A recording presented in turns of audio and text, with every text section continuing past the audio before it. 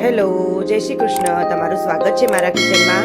આજે આપણે બનાવીશું એક નવા ટ્રીક સાથે મકાઈનું ખીચું. તમે અલગ અલગ ટેસ્ટમાં ખીચું ખાધું હશે, પણ આ રીતથી એકવાર જરૂરથી બનાવો તો ટેસ્ટ ખૂબ જ સરસ એવો લાગે છે. તો હવે આપણે બનાવવાનું સ્ટાર્ટ કરીએ. તો તેના માટે એક પેન લઈ લઈશું, થોડું જાડું તળિયાવાળું લઈશું. તેમાં આપણે 2.5 કપ પાણી રેડીશું. 2.5 કપ પાણી અને 1 કપ ચોખાનો લોટ, આ એક માપ છે. પછી તમારે ચોખા જે પ્રમાણે પાણી જોઈએ એ પ્રમાણે ચોખાને તમે વધઘટ કરવાનો, પણ આ પરફેક્ટ માપ છે. હવે આપણે પાણીને સરસ ઉકળવા દીધું, તો પાણી સરસ એવું ઉકળી ગયું છે. તો હવે તેમાં આપણે બધા મસાલા કરીએ. તો 1 ચમચી મેં તલ એડ કર્યા છે, થોડા ધાણા એડ કરેલા છે. પછી તેમાં સ્વાદ અનુસાર મીઠું એડ કરીશું અને તેમાં પાપડીયો ખાર એડ કરીશું. તે 1/4 ટીસ્પૂન આપણે એટલો એડ કરીશું. અને મરચાં આપણે લવિંગિયા જે તીખા મરચાં આવે છે તેની 2 ચમચી પેસ્ટ એડ કરી અને બધું જ સરસ એવું મિક્સ કરી લઈશું. મિક્સ કરી અને પછી તેને સરસ એવું આપણે ઉકળવા દઈશું.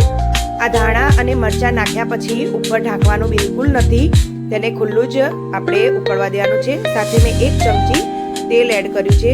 જો તમે ઢાંકશો તો મરચાં અને ધાણા કાળા પડી જશે અને દેખાવમાં પણ સારું નહીં લાગે. તો સરસ એવું આપણું પાણી ઉકળીને તૈયાર થઈ ગયું છે. હવે મેં કીધું એમ આપણે એક ટેસ્ટ ઉમેરવાનો છો, તે છે મકાઈને મેં બાફી લીધી હતી, મીઠું નાખીને ખાલી બાફેલી છે. તેને આપણે અડધો વાટકો એડ કરીશું. તમને જે રીતે ભાવે તે રીતે તમે એડ કરી શકો છો. તમે આ રીતથી જરૂરથી એકવાર બનાવજો. ખરેખર તમને આ ટેસ્ટ બહુ જ ભાવશે અને તમને કેવું લાગે છે તે મને કોમેન્ટમાં જરૂરથી કહેજો. હવે પાણીને સરસ એવું મકાઈ નાખીને પણ ઉકળવા દેવાનું છે. તો તે ઉકળી ગયું છે. હવે આપણે ગેસને ધીમો કરી લઈશું અને 1 કપ ચોખાનો લોટ લઈ લઈશું. અને હવે ચોખાને લોટને આપણે ધીરે ધીરે એડ કરતું જવાનું છે અને વેલણથી હલાવતું જવાનું છે, જેથી તેમાં ગાંઠા ના પડી જાય. તો આપણે હવે ધીરે ધીરે કરીને બધો જ લોટ એડ કરી દેવાનો છે અને સરસ એવું મિક્સ કરી લેવાનું છે. બને ત્યાં સુધી હલાવવામાં થોડી ઉતાવળ રાખવી, જેથી તેમાં ગાંઠા ના પડી જાય. તો હવે આપણે બધો જ લોટ એડ કરી લીધો છે અને સરસ એવું મિક્સ કરી લીધું છે. અત્યારે મેં ઢીલું રાખ્યું છે, અમને આવું ઢીલું ખીચું ગમે છે. જો તમને વધારે ઢીલું લાગે તો આમાં 2 ચમચી ચોખાનો લોટ એડ કરી દેવો. હવે ગેસ બંધ કરી અને આપણે ખીચાને બધું જ એક ડીશમાં નીકાળી લઈશું. તો આપણે ખીચાના બોલ બનાવવાના છે.